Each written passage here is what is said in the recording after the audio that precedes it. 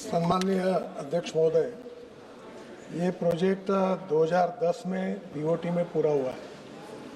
उसके बाद में पहला ओवरले जो था वो 2016 में वो 1 साल डिले हुआ, उसके लिए 16 करोड़ उनके ऊपर पेनल्टी लगाई गई।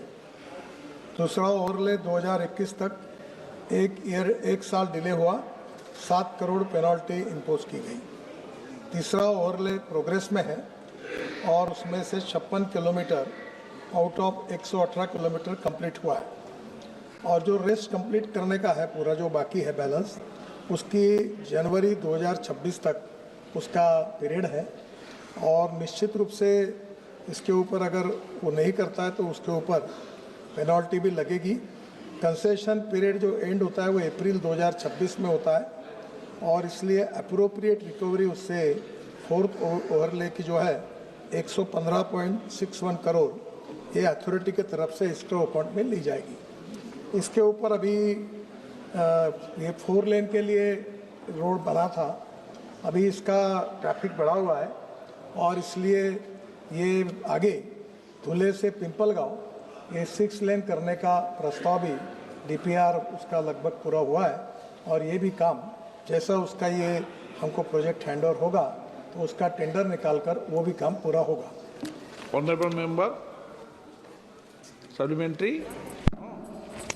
अध्यक्ष महोदय, मेरे मंत्री महोदय से फिर से मैं विनती करती हूँ कि जो इंडिपेंडेंट इंजीनियर कंसेशनर और जो इस काम में दोषी है उनके ऊपर कैग ऑडिट के माध्यम से कार्रवाई होंगी या नहीं।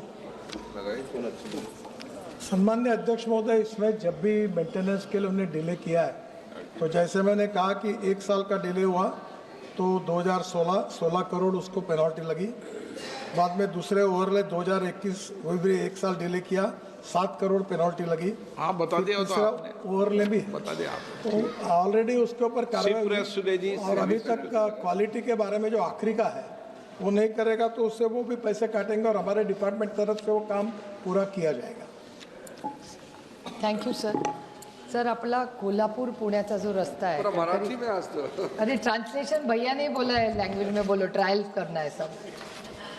सर, कोल्हापूर से पुणे जो रास्ता जाता है तिथे पण आपला प्रोजेक्ट डिले झाला आणि नऱ्यामध्ये जे मध्ये ॲक्सिडेंट्स दिले, आपणही दिल्लीवरनं टीम पाठवली ॲक्सिडेंट प्रोन एरिया म्हणून, त्याच्यातून ॲक्सिडेंट्स खूप कमी झाले पण मध्येही खूप मोठा ॲक्सिडेंट झाला। तर ते काम जे पुणे ते कोल्हापूरचं आहे ते काही कॉन्ट्रॅक्टर्सच्या अडचणीमध्ये आपण ब्लॅकलिस्टही केलं होतं, तर ते पूर्ण काम कधी होईल आणि नऱ्याच्या भागामध्ये अजून काही सुधारणा करता येतील का? कारण का त्याच्यात ब्लॅक स्पॉट्स आहेत आणि सातत्याने ॲक्सिडेंट्स आधीपेक्षा खूप कमी आहेत, पण ते शून्यावर आणण्यासाठी अजून आपल्याला काय करता येईल? Thank you sir. सम्मान्य अध्यक्ष महोदय, वैसे इस प्रश्न से जुड़ा हुआ नहीं है पर पुणे से कोल्हापुर ये बहुत इम्पोर्टेंट रोड है। इसमें से पुणे से सातारा ये विशेष रूप से पहले रिलायंस के पास था, अब उसको हमने टर्मिनेट करके रिप्लेसमेंट हुआ है और इस रोड का ऊपर अभी हम लोग फिर से नया अध्ययन कर रहे हैं। पुणे में जो वेस्टर्ली बाईपास था उसके सर्विस लेन को हम अपने बजट प्रोविजन से उसका काम हम शुरू किया है और ये पूरे पुणे से सातारा तक अच्छा करने के लिए 6000 करोड़ का डीपीआर हमने लगभग बनाया है और जल्दी ही हमारी डिपार्टमेंट की ओर से उसके ऊपर काम किया जाएगा। इसमें जो खंबाट की घाट की जो टनल है उसमें नई टनल, पहली पुरानी टनल थी जब मैं पीडब्ल्यू मिनिस्टर था महाराष्ट्र में तब बनाई थी। अब इसके बाद में आगे की टनल जो है 2, उसमें से 1 टनल अब जल्दी हम ओपन कर रहे हैं। आगे सातारा के बाद कोल्हापुर तक ऑलरेडी उस काम को अवार्ड किया गया है।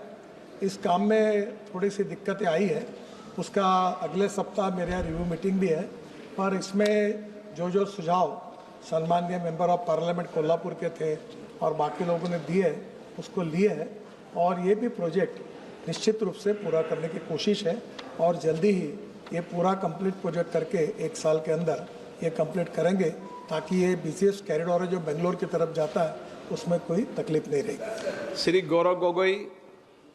धन्यवाद अध्यक्ष महोदय।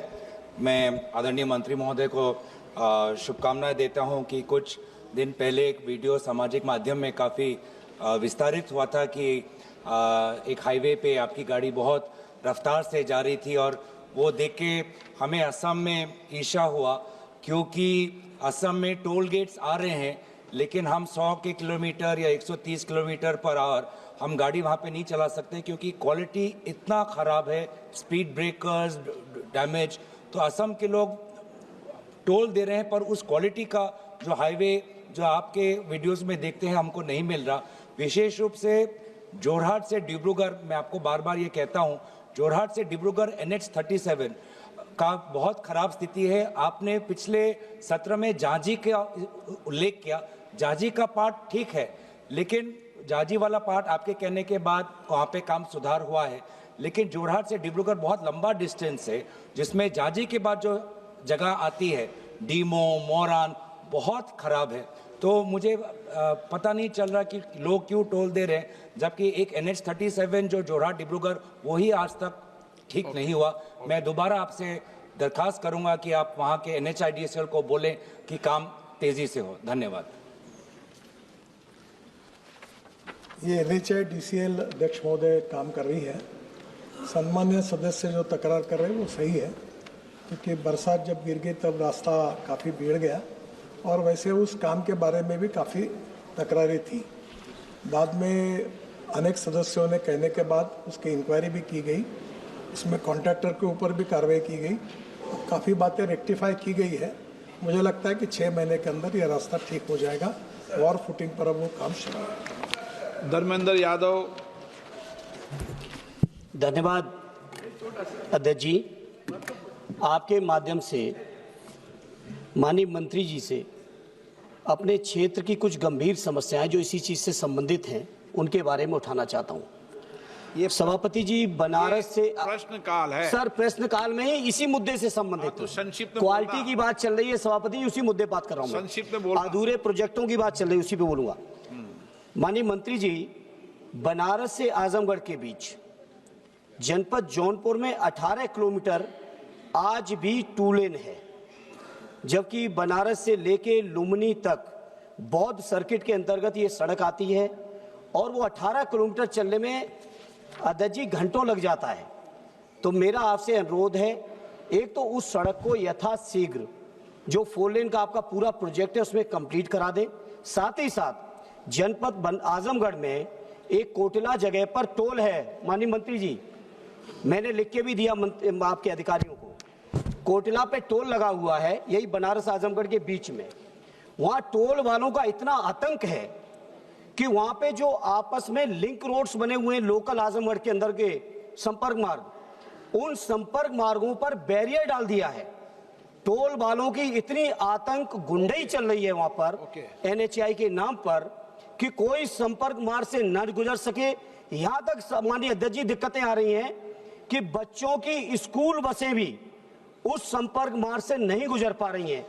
इस तरह का NHAI का टोल की वसूली, पैसे के वसूली के नाम पर जो आतंक आजमगढ़ में मैंने देखा है, माननीय मंत्री जी कृपा करके आजमगढ़ वालों पर रहम करिए, बच्चों की स्कूलों की बसों को निकलने दीजिए, इतना आतंक न करवाइए।